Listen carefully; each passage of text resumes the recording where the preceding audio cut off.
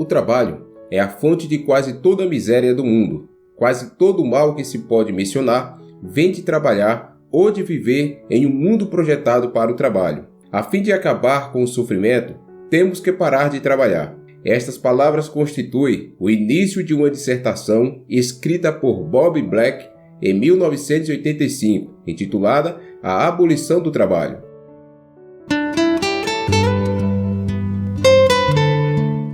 A paz do Senhor Jesus, eu sou o presbítero Ronaldo. Antes de continuar, quero te convidar para se inscrever no canal se você ainda não é um inscrito e ativar o sino de notificação, deixar o seu gostei e compartilhar esse vídeo. Dessa forma, você nos motiva a criar novos conteúdos. Conforme o tema proposto, o trabalho foi visto de várias maneiras ao longo da história humana. Alguns veem o trabalho como um fardo, até mesmo uma maldição, visto que Deus ordenou que o homem vivesse do suor do seu rosto, conforme o relato de Gênesis capítulo 3, versículo 19, como resultado do pecado que entrou no mundo. No entanto, essa noção de trabalho como uma maldição não tem suporte bíblico, pois Deus ama a prosperidade, resultado de nosso trabalho, com confiança em Deus. Ao contrário das afirmações de Bob Black, o significado e a utilidade do trabalho é um tema poderoso na Bíblia. A origem do trabalho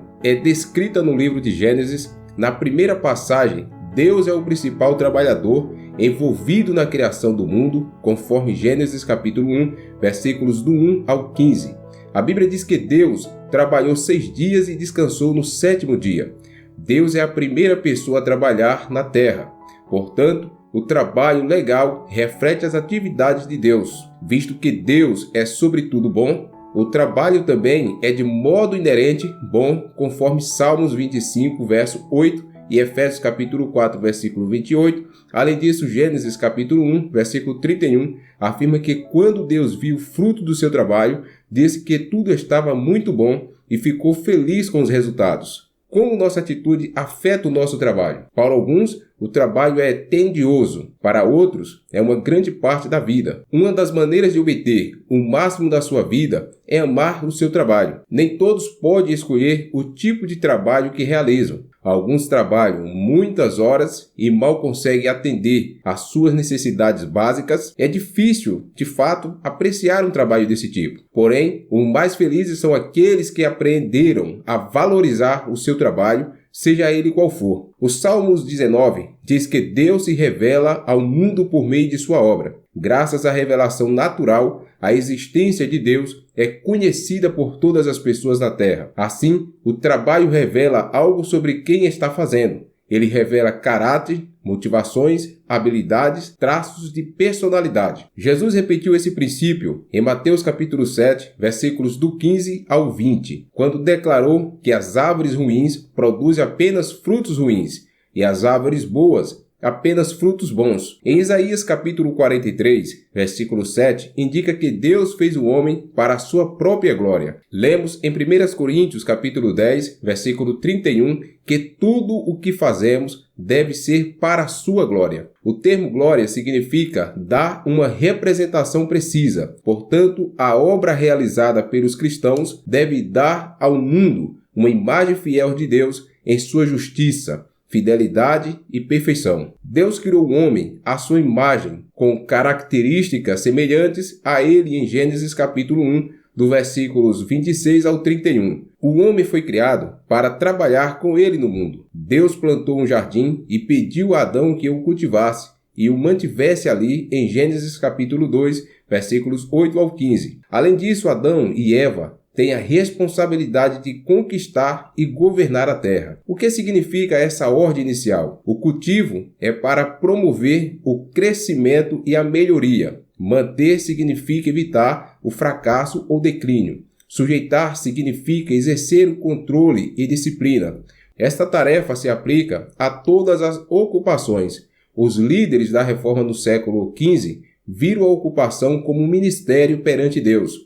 Desta perspectiva, o trabalho deve ser considerado como ministério e o local de trabalho deve ser considerado como campo de missões. A queda do homem, descrita em Gênesis capítulo 3, trouxe uma mudança na natureza do trabalho. Em respostas ao pecado de Adão, Deus tomou várias decisões em Gênesis capítulo 3, versículos 17 ao 19.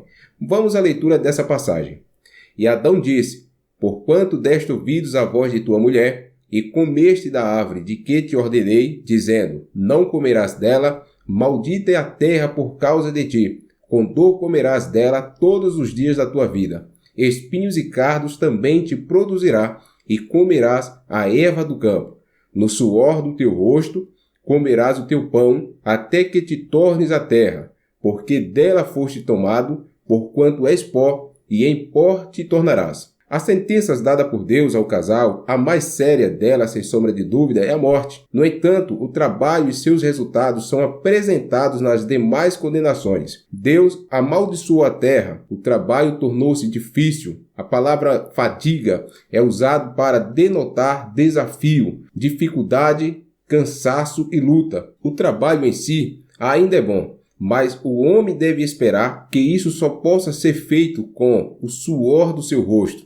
Além disso, os resultados nem sempre são positivos. Embora as pessoas comam as plantas que estão no solo, espinhos e cardos também crescerão no solo. O trabalho árduo e o esforço nem sempre serão recompensados da maneira que o trabalhador espera ou deseja. Observe também que o homem comerá as colheitas do campo, não do jardim. O jardim é um símbolo do paraíso terrestre criado por Deus como um local seguro. Jardins também simbolizam pureza e inocência.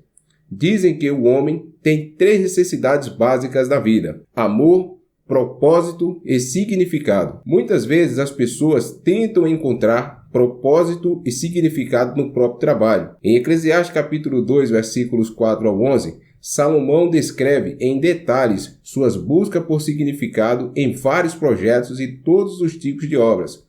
Embora o trabalho tenha trazido algum grau de satisfação para a conquista, sua conclusão foi: E olhei eu para todas as obras que fizeram as minhas mãos, como também para o trabalho que eu, trabalhando, tinha feito. E eis que tudo era vaidade e aflição de espírito, e que proveito nenhum havia debaixo do sol. Embora o plano original de Deus para o trabalho tenha sido pervertido pelo pecado, Deus um dia restaurará o trabalho sem os fardos que o pecado causou, até o estabelecimento de novos céus e novas terras. Uma abordagem cristã para o trabalho deve ser como Jesus.